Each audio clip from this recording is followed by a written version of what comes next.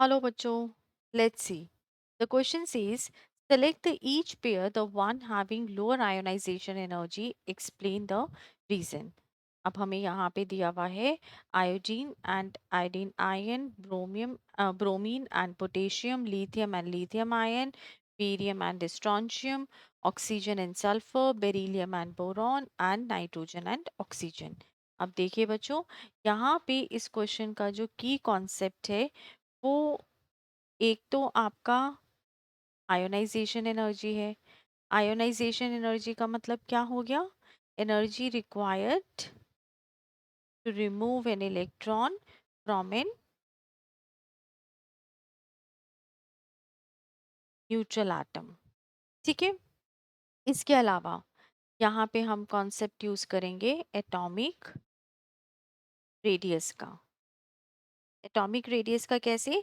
कि याद रखिएगा, जब आपका रेडियस जो है वो डिक्रीज होता है तो आयोनाइजेशन एनर्जी जो है वो इंक्रीज होती है.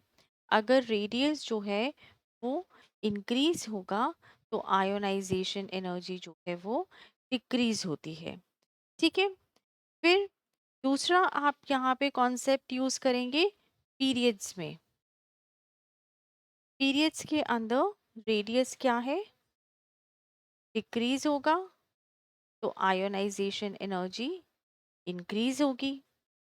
एंड नेक्स्ट हम यूज करेंगे ग्रुप. ग्रुप में रेडियस क्या है? इंक्रीज होता है तो आयोनाइजेशन एनर्जी डिक्रीज होती है. ठीक है. इट मीन्स के आपकी ionization energy left to right में क्या हो रही है? Increase, and top to bottom में डिक्रीज हो रही है. अब हम एक एक करके सब देखते हैं. अब देखिए, हमारे पास फर्स्ट क्या दे रखा है? A part, iodine and iodine ion. अब देखिए, यहाँ नेगेटिव चार्ज का मतलब क्या हो गया कि इसने वन इलेक्ट्रॉन जो है वो गेन किया है. आयोडीन का जो एटॉमिक नंबर है वो 53 होता है. मतलब कि इसके पास जो है 53 प्रोटॉन्स हैं. और 53 प्रोटॉन्स 54 इलेक्ट्रॉन्स हो गए. तो इलेक्ट्रॉन्स जब ज़्यादा हो गए इसके पास और प्रोटॉन्स जो है, इफेक्टिव न्यूक्लियर चार्ज जो है वो कम हो गया. इट मींस कि हमें वो एक्स्ट्रा इलेक्ट्रॉन निकालने में ज़्यादा ताकत जो है उसकी ज़रूरत नहीं पड़ेगी. तो इस केस में आयोनाइजेशन एनर्जी जो है आयोडीन आयन की वो कम हो गई कंपेयर टू आयोडीन. ठीक है. तो यहाँ पे हम इसे लिख देते हैं ग्रेटर देन. ओके. अब हमें नेक्स्ट क्या दे रखा है? ब्रोमीन एंड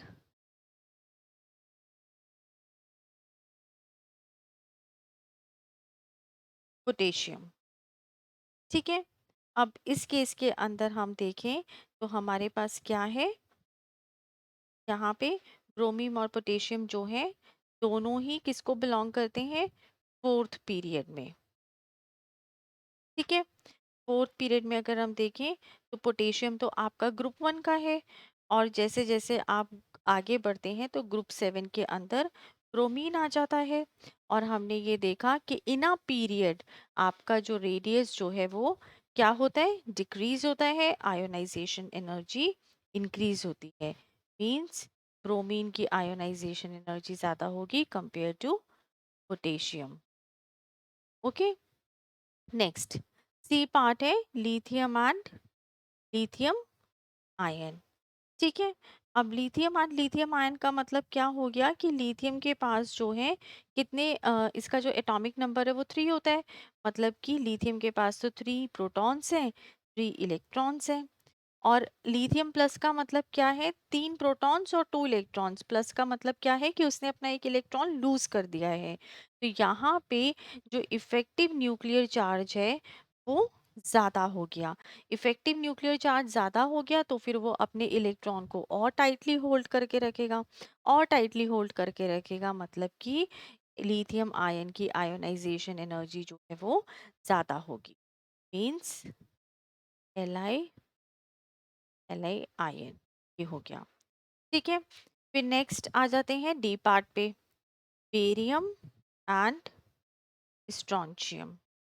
ठीक है, अब बेरियम और स्ट्रॉन्शियम अगर हम देखें तो ये किस में है, ये ग्रुप 2A में है।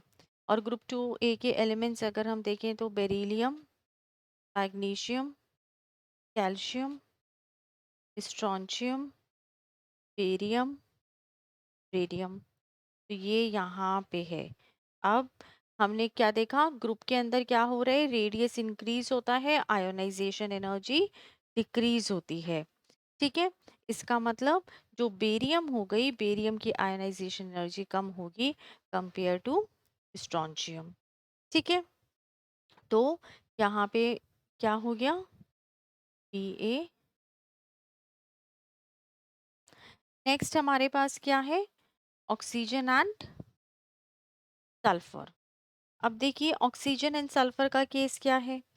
दोबारा इस केस में अगर हम देखें, हमें पता है कि ग्रुप के अंदर क्या होता है कि रेडियस इंक्रीज होता है और आयोनाइजेशन एनर्जी डिक्रीज होती है, ये इस हिसाब से है।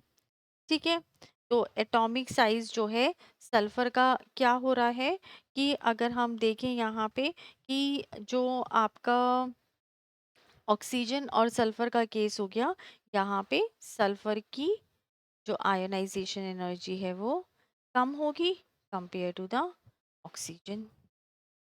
तो क्या हो जाएगा ऑक्सीजन, और ये फिर नेक्स्ट हमारे पास क्या है, बेरिलियम एंड बोरॉन। अब बेरिलियम एंड बोरॉन के केस के अंदर क्या हो जाएगा, देखिए बेरिलियम की इलेक्ट्रॉनिक कॉन्फ़िगरेशन अगर हम देखें तो हीलियम 2s2 और बोरॉन की हीलियम 2s2 2p1।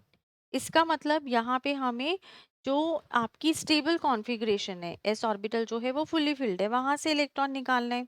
और यहाँ पे जो है पी ऑर्बिटल में सिंगल इलेक्ट्रॉन है वो निकालना है। जब आप ये निकालेंगे तो बोरॉन की कॉन्फ़िगरेशन जो है वो क्या हो जाएगी, वो स्टेबल हो जाएगी।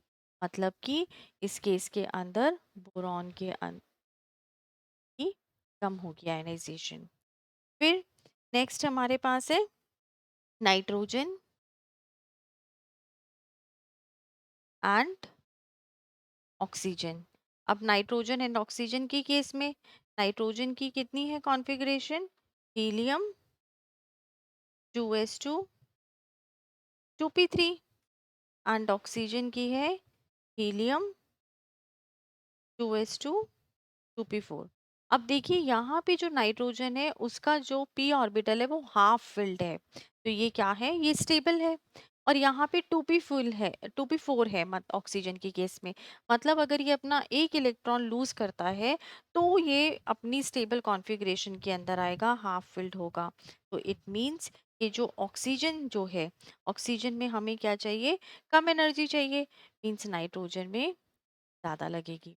अब क्वेश्चन ने हमसे ये पूछा कि इन सब पेयर्स में से किस पेयर के अंदर जो है हम जो फर्स्ट वाला है उसमें लोअर आयोनाइजेशन एनर्जी है। तो देखिए यहाँ पे ज़्यादा है, यहाँ पे ज़्यादा है, लिथियम के केस में है एक तो। और अगर हम देखें और किसके केस में है कि हमें और क्या दिया हुआ है, बेरियम एंड स्ट्रॉन्शियम दिया हुआ है, तो बेरियम एंड स्ट्रॉन्शियम के केस के अंदर है।